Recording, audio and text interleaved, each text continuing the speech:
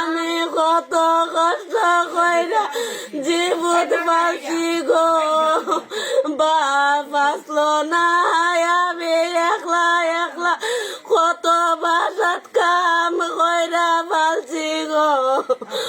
আমার ফুলা বান আজকা মানছে মাইরা পালা দে গো, ও আল্লাহ গো। আমি দেশ চাইরা বিদেশ গেছি আমার ফুলা ফুরি লাইগা গো, আজকায় আমি আয় আমার ফুলা পান পাইছি না গো, ও আল্লাহ আমার ফুলা পান তুমি আনা দেও গো। আমার জীবনটাই আমি শেষ করছি ফুলা পানের লাইগা গো, আমার সোনা রঙ মাটি করছি ফুলা পুরি মানুষ করবার লাইগা দর্শক, আপনারা জানেন গত 27 তারিখ এই সোনারগঞ্জ উপজেলার সিংপাড়া না পশ্চিম পাকুড়িয়ায় এক নরপশু, তার নাম কি শান্ত নরপশু, এই ভদ্র মহিলায় তার একটা ছেলেরে মানুষ করবার লাগে, সে বিদেশ গিয়ে মানুষের বাসায় কাজ করে, তার ছেলেটারে আমার ফুলারে মারছে, আমি ফুলার ফাঁসি চাই গো। আপনারা জানেন এই শিশুর বাচ্চার বয়স 10 বছর, 10 বছরের শিশুকে এই নরপশু শান্ত সে চুরিকাতে জবাই করেছে, উসমানী মেডিকেলে ইন্তেকাল করেছে। ইন্না লিল্লাহি ওয়া ইন্না ইলাইহি রাজিউন। গতকালকে রাতে 1 ঘটিকার সময় ছেলেটা চিকিৎসাধীন অবস্থায় উসমানী মেডিকেল কলেজ হাসপাতালে ইন্তেকাল করেছে। ও আল্লাহ, আমার ফুলারে দুনিয়া থেকে তুইলা লেছে চাচা, আমি ফুলার পার্টি চাই চাচা, আমি ফুলারে দুনিয়া দেখতে চাই না। অথচ এই ফুলা যদি দুনিয়া থাকে আমার মরা ফুলার চিন্তা আমি বুঝতাম না জীবনে।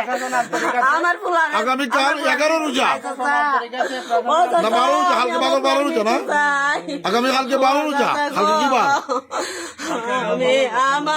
মঙ্গলবার। আগামীকালকে 12 রমজান মঙ্গলবার আসরের নামাজের পরে সোনারগাঁ ডিসিপি হাই স্কুল মাঠে তার জানাজার নামাজ অনুষ্ঠিত হবে। প্রিয় সোনারগাঁ উপজেলাবাসী, এই দুঃখিনী মাকে সান্ত্বনা দিতে, তার মাসুম বাচ্চাকে সান্ত্বনা দিতে, আপনারা মাসুম বাচ্চার মাকে সান্ত্বনা দিতে আপনারা তার বাড়িতে আসবেন, জানাজার নামাজে শরীক হবেন। হাজী সাহেব, আপনি কিছু কথা বলেন। আসসালামু আলাইকুম। ইতিমধ্যে আপনারা যারা এই লাইভে অংশগ্রহণ করছেন, আপনারা নামাজের পর থেকে আমি আমার ফুলার প্রতিশোধ চাই গো। এই মহিলাটা বাইরে গেছিল ছেলেকে মানুষ করার জন্য, মানুষ করতে আমার ফুলারে মাইরা পালাইছে গো। আমরা প্রশাসনের আমি আমার ফুলারে জিতা মুখটা দেখছি না আগো। আসসালামু আলাইকুম। আপনি তো ওই যে শিশু ছেলে 10 বছরের শিশু, তার নানা হন না? আপনি কি চান বলেন তো? ওই যে মারছে তার পাশি তো, আপনি তার নানি না? আপনাদের দাবি ওই শান্তর ফাঁসি চান, সেই সন্ত্রাসী শান্ত আপনারা ফাঁসির দাবি করছেন। সন্ত্রাস আমার সন্তান মাইরা ফেলাই দিছে, আমিও চাই এর মরণ আমিও চাই।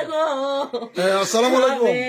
আপনি কি চান? এই যে এই শিশু বাচ্চারা মাইরা আজকে চুরির আঘাতে মেরে ফেলছে এই সন্ত্রাসী শান্তর কি চান? আমরা ফাঁসি চাই তার, আমরা বোর শ্রম দিচ্ছি বাচ্চাটার লাগে, আমরা বাঁচাইতে পারি নাই।